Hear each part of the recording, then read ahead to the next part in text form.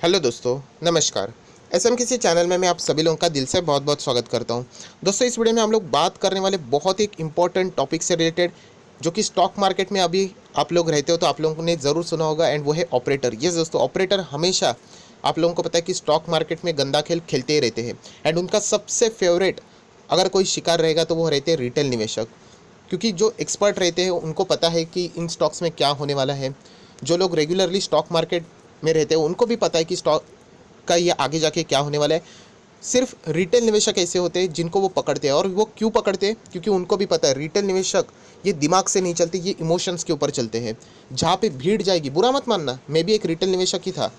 मैं ऐसा नहीं बोल रहा हूँ कि आज मैं बहुत कुछ बड़ा बन गया, बट मैंने भी लॉस खाया है बहुत सारे, और वही लॉस आपने भी नहीं करने चाहिए, इसलिए मैं ऐसी सारी चीज़ें आपको यहाँ पे बताते रहता हूँ। सो रिटेल निवेशक हमेशा इमोशंस के ऊपर चलता है। मैंने जो शेयर्स खरीदा है बस फाइनल वो जाएगा ही जाएगा। डायरेक्टली कोई 100 का शेयर रहता है, आप लोगों ने कमेंट में भी देखे होंगे, खरीद लो इसको, ये 1000 तक जाएगा। अब ये 1000 किसने डिटरमाइन किया पता भी नहीं, सिर्फ खुद की एक भविष्यवाणी होती है। सो दोस्तों, ऐसे ही होते रिटेल निवेशक, बहुत ही भोले होते हैं, बहुत ही मतलब उनको फास्ट पैसा चाहिए होता है। एंड ये जो इनकी मेंटेलिटी होती है ना, फास्ट पैसा जो बोलते हैं ना हम लोग, 25 दिन में पैसा डबल, ऐसी स्ट्रैटेजी वो यूज़ करना चाहते हैं। एंड इसी सोच का वो शिकार हमेशा होता है। एंड उनको पता है ऑपरेटर्स को कि रिटेल निवेशक भर भर के यहाँ पे पड़े हुए हैं, क्योंकि स्टॉक मार्केट में जो सक्सेस रेशो है ना दोस्तों, अगर कोई 100% अगर डेटा रहता है तो सिर्फ और सिर्फ 1% लोग, उससे भी कम लोग सक्सेसफुल है, मतलब इनको ही प्रॉफिट होता है। 99% लोग यहाँ पे लॉस में जाते हैं, और उन 99% में से भी 95% लोग ऐसे रहते हैं जो कि इमोशंस के ऊपर लॉस में जाते हैं। मतलब गलत सलत शेयर में एंटर कर लेना, 1-2 रुपये वाले शेयर में बहुत बड़ा अमाउंट लगा लेना। जो शेयर बहुत ही पहले 1000 पे चलता था, आज 50 रुपये पे आ गया है, तो लगता है कि 50 का शेयर वापस 1000 पे जाएगा, इसीलिए ऐसे शेयर में एंटर कर लेना। तो पैसा तो डूबना ही डूबना है। तो ऐसी कुछ इंपॉर्टेंट बातें मैं अभी आप लोगों को बताने वाला हूँ कि ऑपरेटर का कैसा गंदा खेल होता है, जो कि एक बहुत ही इंपॉर्टेंट टॉपिक है, जिससे रिलेटेड बहुत सारे कम लोग यहाँ पे बात करते हैं। तो सिर्फ सिखाने की कोशिश करूंगा, ऐसा कोई गारंटी नहीं होता है, बट डेफिनेटली कुछ एग्जाम्पल मैं आपके सामने यहाँ पे रखूंगा, जिससे आप लोगों को थोड़ा ना बहुत यहाँ पे भरोसा हो ही जाएगा। तो चलिए दोस्तों, फटाफट इस वीडियो को स्टार्ट कर लेते हैं। बट उससे पहले जरूर कहना चाहूँगा, ऐसा किसी इस चैनल में फर्स्ट टाइम विजिट किया तो सब्सक्राइब करके रख लेना, साथ में बेल आइकन को भी प्रेस करके रख लेना, तो ऐसी इंटरेस्टिंग वीडियो आप लोगों को देखने के लिए मिल जाएंगे। लेटेस्ट वीडियो की बात करें तो आप लोग देख सकते हैं, एक कंपनी के बड़े फैसले के कारण शेयर होल्डर्स यहाँ पे मालामाल बन चुके हैं। सो ये वीडियो भी देख लेना, नीचे डिस्क्रिप्शन बॉक्स में लिंक आप लोगों को मिल जाएगी। एंड अगर आप चाहो तो फ्री स्टॉक मार्केट क्लासेस इस चैनल को भी सब्सक्राइब करके रख सकते हो, लिंक नीचे डिस्क्रिप्शन बॉक्स में दे दी है। सो दोस्तों, यहाँ पे ऑपरेटर्स जो रहते हैं वो कौन से स्टॉक्स में रहते हैं? तो दोस्तों मैं बताना चाहूँगा, जहाँ पे रिटेल निवेशक ज़्यादा एक्टिव रहते हैं ऐसे स्टॉक्स में रहते हैं। एंड याद रखना, ऑपरेटर दोनों स्टॉक्स में भी रहते हैं, मतलब अच्छे स्टॉक में भी रहते हैं और बुरे स्टॉक्स में भी रहते हैं, और उनका रोल सिर्फ बदल जाता है। जो अच्छे स्टॉक्स रहते हैं वहाँ पे वो क्या करेंगे, उनको जितना हो सके गिराएंगे, मैक्सिमम गिराएंगे, रिटेल निवेशकों का कॉन्फिडेंस ब्रेक कर देंगे, उनकी रातों की नींद हराम हो जाएगी, मतलब वो लॉस में एग्जिट हो जाए, इतना वो हालत ख़राब करके रख देते हैं उन स्टॉक का। तो फिर रिटेल निवेशक एक बार वो एग्जिट हो जाए तो उसके बाद क्या हो जाता है, वहाँ से वो नीचे से माल वहाँ पे खरीद लेते हैं। बहुत कुछ डेटा रहते हैं, बहुत सारे लोग पूछते हैं कि सर पता कैसे चलता है? क्वार्टरली भी अगर आप लोग नंबर्स देखते हो, नॉन इंस्टीट्यूशनल इन्वेस्टर रहते हैं, अदर इन्वेस्टर रहते हैं, उनका डेटा सामने आता है, उसमें देखने को मिलता है कि अच्छे अच्छे शेयर्स में जहाँ पे पहले 20% की होल्डिंग थी, अभी 19-18% की हो चुकी है, मतलब रिटेल निवेशक डर के कारण भाग चुका है, फिर वो वहाँ से माल खरीद लेते हैं। वैसे ही अगर हम लोग बात करें, जो खराब शेयर्स है उसको वो लगातार बढ़ाते रहते हैं, बूस्ट करते रहते हैं। एंड जो छोटे निवेशक रहते हैं उनको लगता है अरे हमारी अपॉर्चुनिटी छूट गई, ये शेयर और बढ़ेगा और बढ़ेगा, और वो पैसा लगा लेते हैं, और एक टाइम आने के बाद वो क्या कर लेते हैं, सडनली शेयर को गिरा देते हैं। एंड उसके बाद रिटेल निवेशक, आप लोगों को पता है, स्टॉप लॉस नहीं होता है, या फिर अगर हम लोग बात करें कि 100 का शेयर अगर वो बहुत ही नीचे आ जाता है, फंडामेंटल्स वीक होने के बाद, वो बेचेगा ही नहीं, कुछ भी हो जाए, मैं वो शेयर जब तक उस लेवल पे नहीं आता मैं बेचूंगा ही नहीं, इस तरीके के वो बातें करता है। इसी के कारण उनको हमेशा लॉस होता ही रहता है। सो दोस्तों, यहाँ पे कुछ इंपॉर्टेंट मैं आप लोगों को दिखाने वाला हूँ, इंपॉर्टेंट चीज़ें हैं। वापस कहना चाहूँगा, ये एग्जाम्पल है, एजुकेशनल प्लेटफॉर्म है, अगर आपको ये चीज़ें अच्छी लगी तो आप लोग ज़रूर इसके ऊपर फर्दर स्टडी कर सकते हो। अगर आपको लगता है कि नहीं ये बातें गलत है, तो बिल्कुल आप इसको इग्नोर करके इस वीडियो को यहीं से क्विट कर भी सकते हो। तो चलिए दोस्तों, कुछ एग्जाम्पल मैं दिखाऊंगा। सबसे पहला एग्जाम्पल है जी एंटरटेनमेंट। यहाँ पे आप लोग देख सकते हैं जी एंटरटेनमेंट में क्या हो रहा है। पिछले 5 दिनों से लगातार आप लोगों को यहाँ पे जंप देखने को मिल रही है, ज़बरदस्त जंप देखने को मिल रही है। एंड इनके Q1 के रिजल्ट आए थे, मैंने खुद वीडियो बनाया था, आप लोगों को कहा था कि एटलीस्ट मैं अलर्ट हो रहा हूँ, मैं आप लोगों को कभी भी रिकमेंड नहीं करता हूँ। अगर रिकमेंड ही करना होता है तो मैं मेंबरशिप स्टार्ट कर देता, ये बाय करो वो सेल करो, राइट।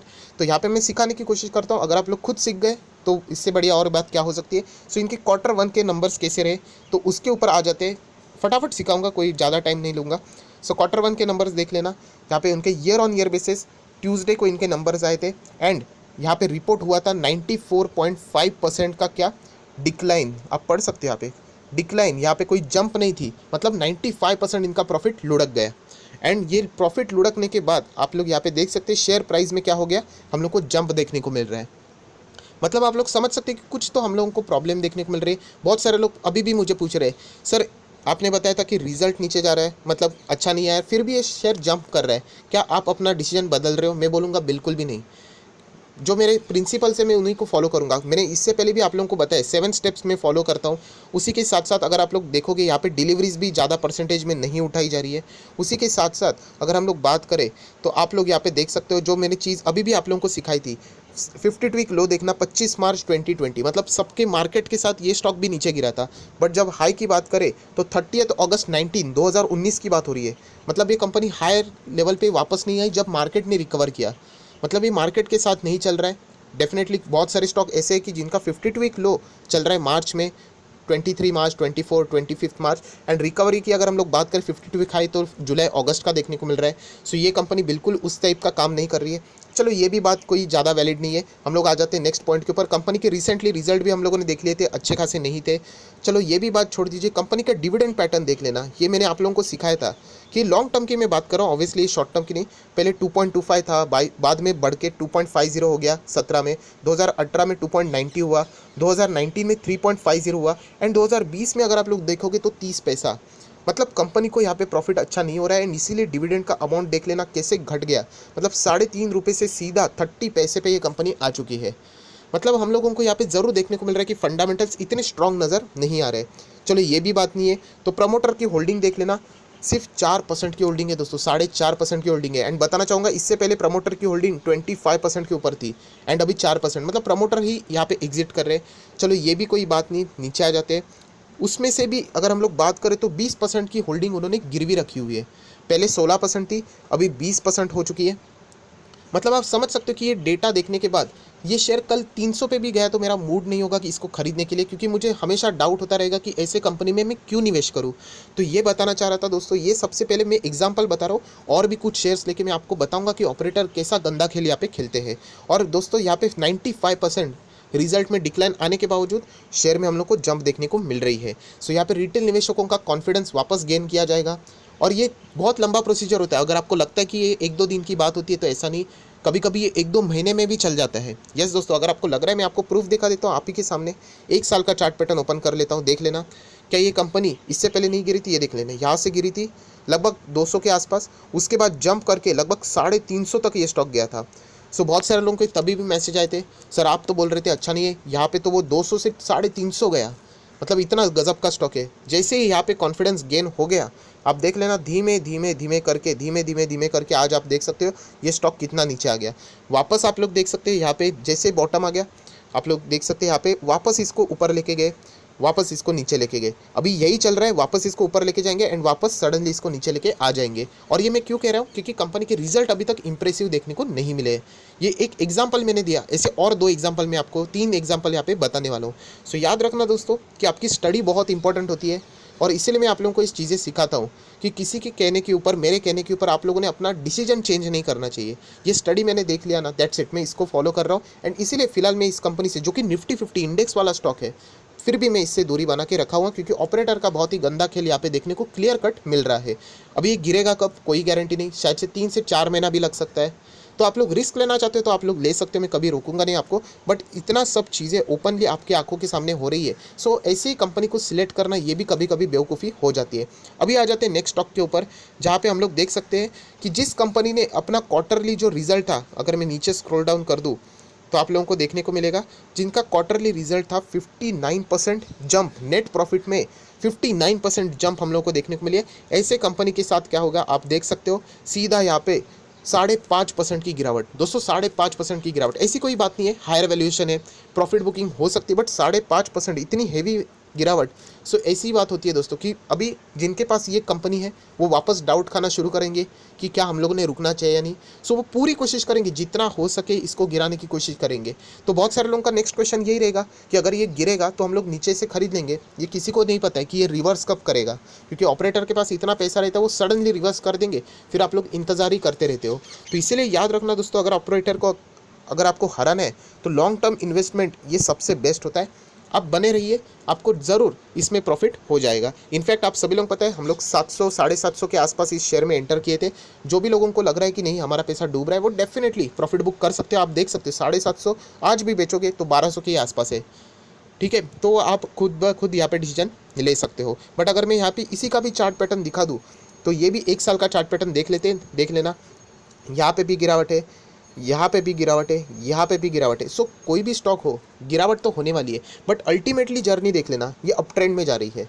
मतलब ज़रूर वो 10% गिरेगा, 30% भागेगा, तो कभी ना कभी वापस 10% करेक्ट होगा, वापस 30% भागेगा। ये चलता रहता है और ये लॉन्ग टर्म में चलता रहता है। सो यही कहना चाहूँगा कि ये भी कंपनी बहुत ही ज़बरदस्त है। मुझे ऐसा लगता है ये कंपनी और अच्छा खासा परफॉर्मेंस आगे भी दे पाएगी। ऑपरेटर पूरी कोशिश करेंगे इसको गिराने के लिए, आप लोगों को डराने के लिए। 1000 भी आ सकता है, 900 भी आ सकता है, बट जब वापस जंप करेगा तब आपको वक्त भी नहीं मिलेगा, जब कंपनी यहाँ से भाग के ऊपर चली जाती है। उसी के साथ साथ और एक कंपनी में हमेशा जिसका जिक्र करता हूँ, ब्रिटानिया इंडस्ट्री।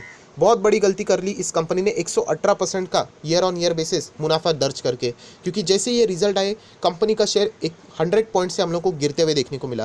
मैं वापस कहना चाहूँगा इस कंपनी ने जिन लोगों ने भी हायर लेवल पे खरीदा है, टाइम दीजिए। अच्छे खासे कंपनी को ऑपरेटर बहुत ज़्यादा कोशिश करते हैं रिटेल निवेशकों के पोर्टफोलियो में से निकालने के लिए, एंड उनके पास एक ही हथियार होता है, डर।